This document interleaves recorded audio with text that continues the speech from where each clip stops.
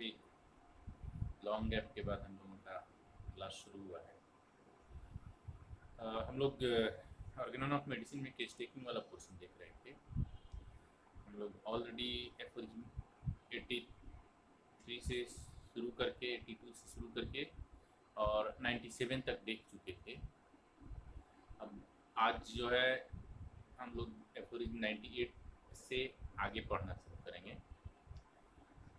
तो I think कि आप लोगों को अभी तक कोई कंफ्यूजन नहीं होगा, कोई प्रॉब्लम नहीं होगा।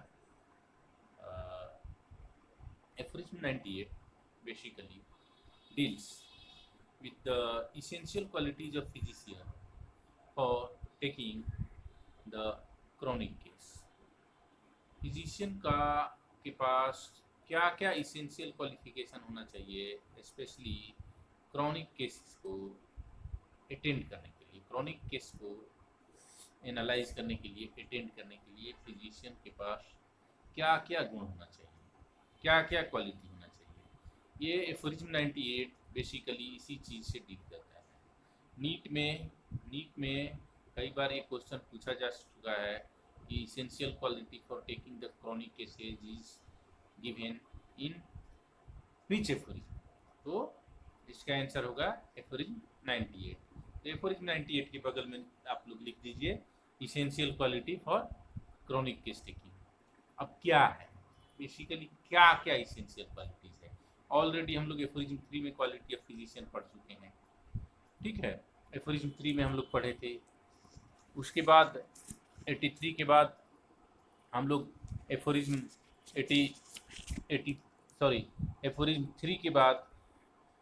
3 के बाद हम लोग एफोरिज्म 83 में देखे थे क्या क्या क्वालिटीज होना चाहिए फिजिशियन के पास केस टेकिंग करने के लिए। और उसके बाद क्रॉनिक केस टेकिंग करने के लिए फिजिशियन के पास क्या क्या स्पेशल क्वालिटीज होना चाहिए, ये चीज़ डिस्कस किया गया है एफोरिज्म 98 में। So we are just giving a reading now, as certainly as we should listen particularly to the patient's description of his suffering and sensations and attach credence especially to his own expressions wherewith he endeavors to make us understand his ailments, because in the mouth of his friends and attendants they are usually altered and erroneously stated. So certainly, on the other hand, in all diseases, but especially in chronic ones, underline कीजिएगा chronic ones को, in chronic ones, the investigation of the true, complete picture and its peculiarities demands, underline करना शुरू कीजिएगा, special circumspection, tact, knowledge of human nature, caution in conducting the inquiry and the patience in imminent degree। ये सारी चीज़ें जो हैं number 1 special circumspection, number 2 knowledge of human nature, number 3 tact, number 4 caution in conducting the inquiry and patience in imminent degree। ये सारी चीज़ें chronic case taking के लिए बहुत ही ज़रूरी है, क्रॉनिक केस टेकिंग के लिए बहुत ही ज़रूरी है। अब हम लोग इन पॉइंट्स को वन बाई वन डिस्कस करेंगे। We will discuss these points one by one. First of all, we are going to focus what Hahnemann means by special circumspection। Special circumspection का क्या मीनिंग है, क्या कहना चाहते हैं। तो हम लोग एक केस से समझने का कोशिश करते हैं, हम लोग एक केस से इस चीज़ को समझने का कोशिश करते हैं, प्रयास करते हैं कि स्पेशल सर्कमस्पेक्शन से बेसिकली क्या मीनिंग है। सर्कमस्पेक्शन का मतलब होता है पूर्ण रूपेण, कंप्लीटली, इन टोटो, होलिस्टिकली। अगर हम किसी चीज़ को देख रहे हैं सरकमफ्रेंस से सेंटर पूरा, तो उसको कहा जाता है सरकमस्पेक्शन। माने हम इसको एकदम कंप्लीट कोई भी चीज को एज ए होल देख रहे हैं। तो एज ए होल में क्या होता है, पेशेंट को देख रहे हैं, उसके सरकमस्टांस को देख रहे हैं, उसके सिचुएशंस को देख रहे हैं, और उसके लाइट में सिम्टोमेटोलॉजी को देख रहे हैं, उसकी लाइट में सिम्टोमेटोलॉजी को देख रहे हैं। हमने बोला कि हम एक एग्जाम्पल उठाएंगे और उस एग्जाम्पल से ये सरकमस्पेक्शंस का मतलब समझने का कोशिश करेंगे। मान लीजिए कि हमारे पास कोई क्रॉनिक डिजीज का पेशेंट आता है या आते हैं जो कि सोशियो इकोनॉमिकली एक वीकर सेक्शन से बिलोंग कर रहे हैं, गरीब हैं, ठीक है, बट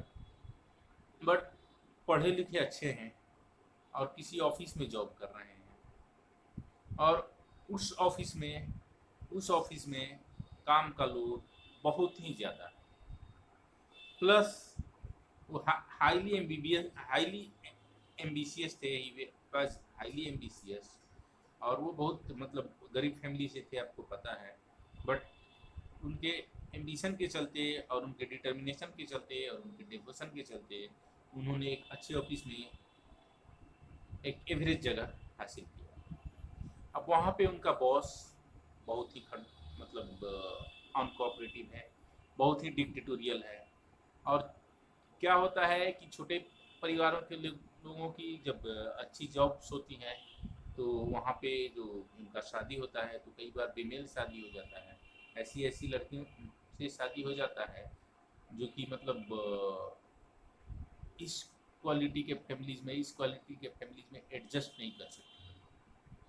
तो एक तरफ से बॉस का प्रेशर, दूसरे तरफ से वाइफ का प्रेशर, ऑफिस का लोड और तरह तरह की फरमाइशें, ये सारी चीज़ों के लिए बंदा जॉब कर रहा है, जॉब के बाद ओवर टाइम कहीं और बिजनेस कर रहा है, उसका नींद नहीं पूरा हो रहा है, उसको खाना ढंग से नहीं मिल रहा है, घर पे बार बार स्टिमुलेंट्स ले रहा है, टी ले रहा है, आँख में पानी झोंक झोंक के रात रात तक जग के काम करता है, नींद पूरा नहीं होता है, और ये साइकिल चलते जाता है, और इस साइकिल के चलते उसको इरिटेबल बाउल सिंड्रोम हो जाता है या कोई इस तरह का डिजीज हो जाता है, और वो आपके पास आते हैं।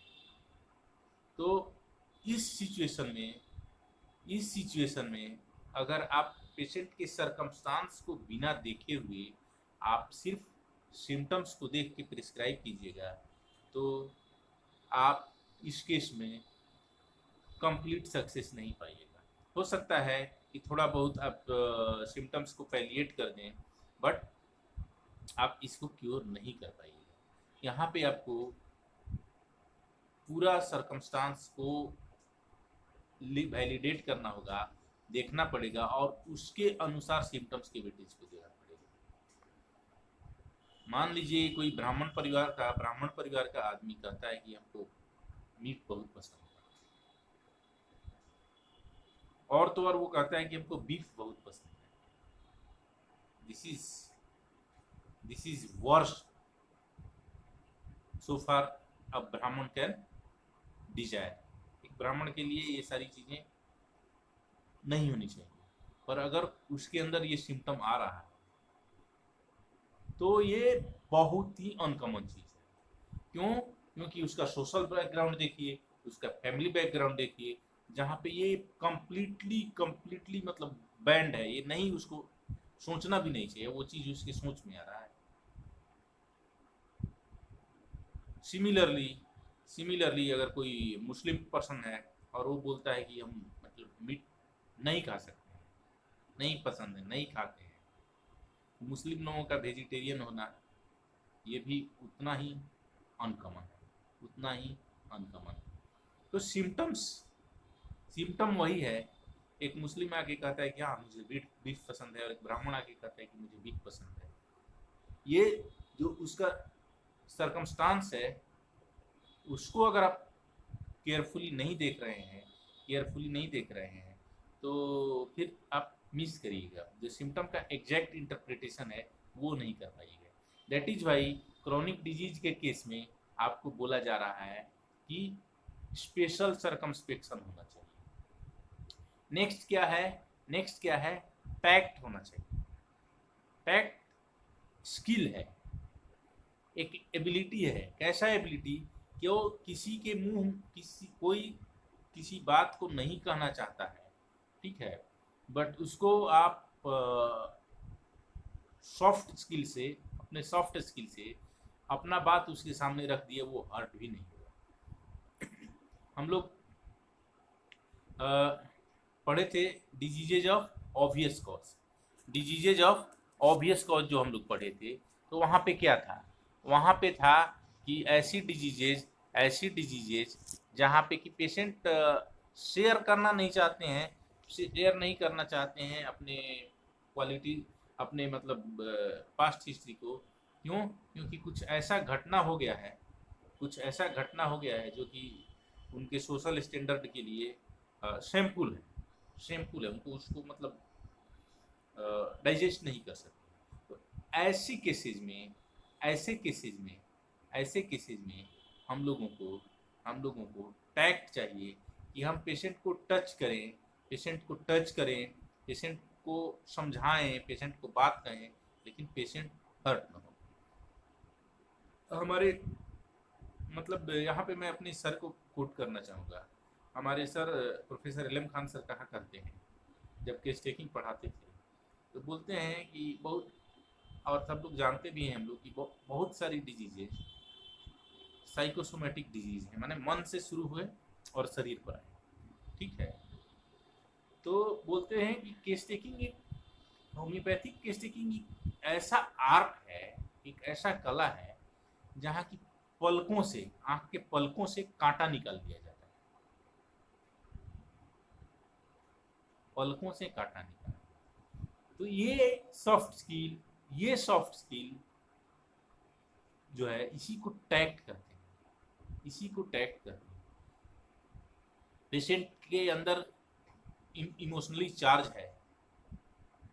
चार्ज पेशेंट है, उसके अंदर कोई फीलिंग भरा हुआ है, और वो फीलिंग जब तक बाहर नहीं आएगा, जब तक निकल के इवैक्यूएशन नहीं होगा, उसका वेंटिलेशन नहीं होगा साइकोलॉजी की भाषा में, तब तक वो ठीक नहीं होगा। हमारे एक बहुत बड़े टीचर स्टलवर्ट बोले हैं कि वो केस टेकिंग नहीं होता है जहाँ से कि पेशेंट या तो हंस के या रो के नहीं निकले। मीन्स उसका जो भी इमोशनल सप्रेशन है, वो उसका वेंटिलेशन नहीं है। तो इस वेंटिलेशन के लिए आपके पास टैक्ट होना चाहिए, और आपके पास नॉलेज ऑफ ह्यूमन नेचर होना चाहिए कि कैसे किसको टच करना है, कहाँ किसको टच करना है, कितना किसको टच करना है। ये एग्जैक्टली आपके अंदर ट्यूनिंग करने का ये सॉफ्ट स्किल होना चाहिए। और उसके बाद कह रहे हैं कि caution in conducting the enquiry and patience in eminent degree.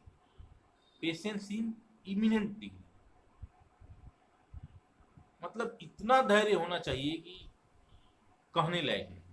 कितना धैर्य कि जब तक आप कंफर्म नहीं होते हैं कि हाँ, अब मुझे वो सिम्टम मिल गया, अब मुझे वो हिस्ट्री मिल गया जहाँ से मुझको प्रिस्क्राइब करना है, अब वो पॉइंट मिल गया।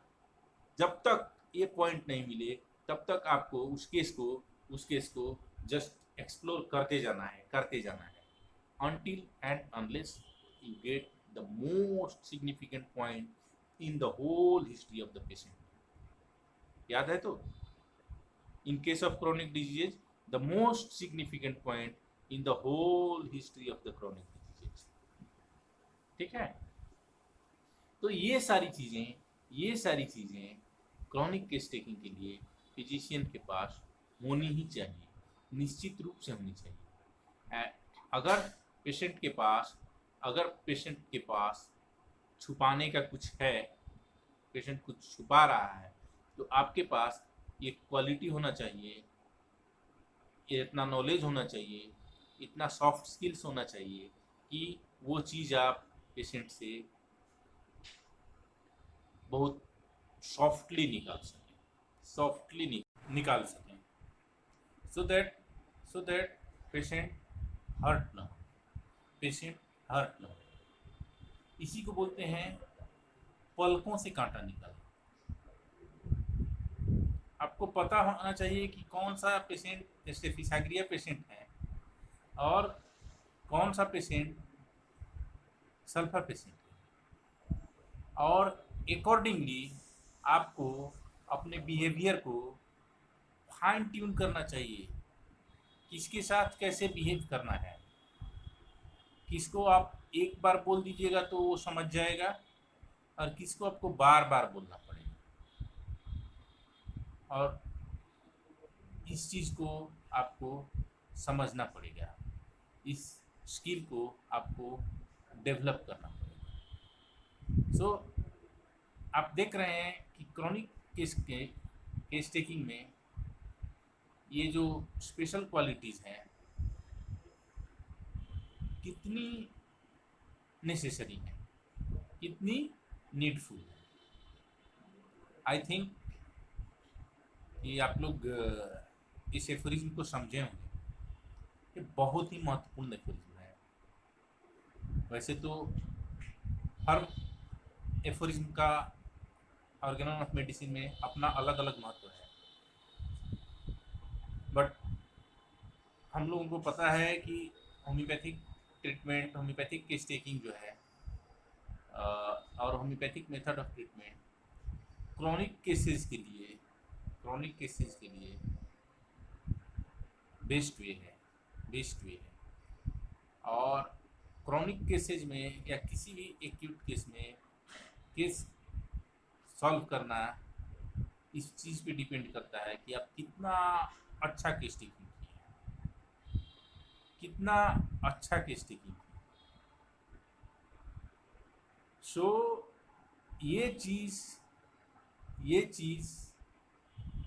ये जो एफोरिज्म 98 है, यहाँ में जो स्पेशल क्वालिटीज़ है फिजिशियन का, जो बोला जा रहा है कि सरकमस्पेक्शन होना चाहिए, मैंने होलिस्टिकली देखना चाहिए आपको इंटायर फेनोमेना को, डिजीज़ को, उसके सरकमस्टांस से, उसके सिचुएशन से, उसके फैमिली हिस्ट्री से, उसके पास्ट हिस्ट्री से, उनके सोशियो इकोनॉमिक स्टेटस से, उनके एजुकेशनल स्टेटस से, उनके रिलीजन से, एंड ईच एंड एवरीथिंग, जो चीज़ पेशेंट को इफेक्ट कर रहा है, इम्प्रेस कर रहा है, वो हर चीज़ को देखना है और उसको एप्रोप्रिएट वेटेज दे के देन ओनली आपको उस सिम्टम को लेना है। उसके बाद बोला जा रहा है कि नॉलेज ऑफ ह्यूमन नेचर चाहिए, कॉशन माने सावधानी होना चाहिए, जो आप इंक्वायरी केस टेकिंग कर रहे हैं उसमें हड़बड़ी नहीं होना चाहिए, टैक्ट होना चाहिए आपके पास, एंड पेशेंस होना चाहिए। पेशेंस के बाद पे मुझे एक केस याद आ रहा है जो आप लोगों से मैं शेयर करना चाहूँगा। ये केस मेरा केस नहीं था, ये हमारे एक बैचमेट का केस था, एक दोस्त का केस था, उनके पास आया था। और उसमें एक लड़की थी जो डिप्रेशन से गुजर रही थी, ठीक है, वो डिप्रेशन से गुजर रही थी, और वहाँ पे पेशेंट फर्स्ट विजिट पे आए, कुछ क्लियर समझ में नहीं आया। पेशेंट सेकंड विजिट पे आए, कुछ क्लियर समझ में नहीं आया। एक ही चीज़ समझ में आ रहा था कि पेशेंट जो है इंट्रोवर्टेड है, पेशेंट थर्ड विजिट पे आए, और उसके बाद थर्ड विजिट पे पेशेंट के मदर को, लड़की थी बेसिकली, वो अनमैरिड गर्ल थी, उसके मदर को थोड़ा चैम्बर से बाहर भेजी उसने, मेरी जो फ्रेंड है जिनका बात कर रहा हूँ। और उसके बाद जो पेशेंट ब्रेक हुई, उस पेशेंट को उन्होंने based on histories natrum mur prescribe किया, और उस नेट्रम्यूर के प्रेस्क्रिप्शन के बाद उस पेशेंट की लाइफ में इतना अच्छा चेंज आया, इतना मार्वेलस चेंज आया कि जो पेशेंट सुसाइड करने के लिए सोच रही थी, वो with in 1 year bank PO का रिजल्ट क्लियर।